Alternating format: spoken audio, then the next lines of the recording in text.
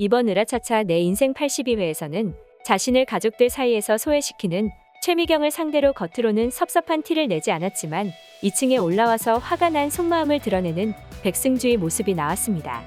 진짜 임신한 며느리를 왕따시키는 것이라면 시어머니가 임산부 며느리에게 너무하다고 생각할 수 있다 치겠지만 현재 백승주는 거짓 임신으로 모든 사람들을 속이고 있는 상황이기에 왕따시킨다고 섭섭해하는 모습이 오히려 뻔뻔해 보이기까지 했어요. 사실혼의 힘찬이를 출산한 사실이 들통났을 때도 내가 잘만 하면 강성욱을 설득할 수 있을 거라고 무한한 자신감을 보였던 백승주였는데 이번에는 최미경에게 왕따를 당하면서도 내가 꿈쩍이나 할 것 같냐며 전투력을 다지는 독한 모습을 보여주었습니다. 게다가 이것도 모자라서 사실혼의 힘찬이 출산 사실이 들킨 지 얼마나 됐다고 가족들 앞에서 히히호호 웃으면서 아무렇지 않은 척 한가족으로 생활하는 모습이 자연스럽게 동화되려는 노력으로 보인다기보다는 최미경에게는 소름 끼칠 만큼 무서운 모습으로 여겨졌던 것 같습니다. 결국 뱃속에 자신의 아이가 있다고 여겨 백승주를 나몰라라 하지 못하는 강성욱에게 넌 제가 소름 끼치지도 않냐면서 멀리할 것을 강요하기도 했었는데요. 물론 백승주가 진짜 아이를 가진 것도 아니기에 강성욱이 조심할 이유가 없는 상황인데도 강성욱은 태교에 안 좋을 것이라고 생각하는지 최대한 백승주의 마음이 불편하지 않도록 노력을 하는 모습 같아 보였어요.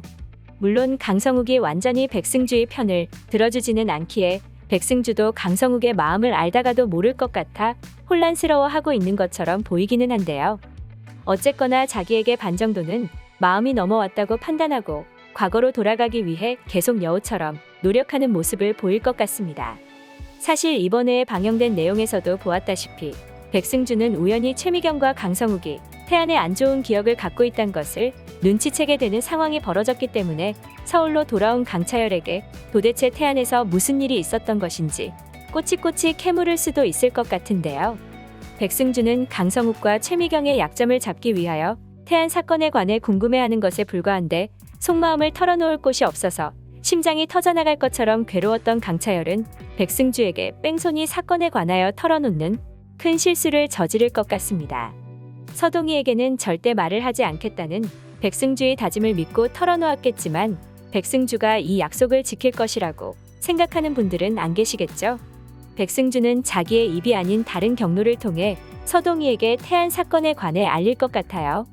게다가 새롭게 알게 된 사실을 자기를 위기에서 구할 호재라고 생각하고 최미경을 협박하는데도 이용할 것 같은데요. 그런데 개인적인 생각으로는 태안 사건에 관하여 백승주가 아는 것과 상관없이 전혀 다른 곳에서 백승주에 관한 폭로가 이어질 것 같습니다. 아시다시피 산부인과에서 우연히 만난 임산부에게 초음파 검사를 대리로 해달라고 부탁하고 거짓 임신이 들킬 위기에서 벗어났었잖아요. 당시에 백승주가 임산부에게 제공한 금액은 약 1,000만 원 정도였는데요. 사실 검사 한번 대리로 받아주고 1,000만 원을 받는 것은 상당한 큰 돈임에도 불구하고 경제적으로 어려움을 겪었던 임산부는 더 큰 돈을 요구하러 올 것 같습니다.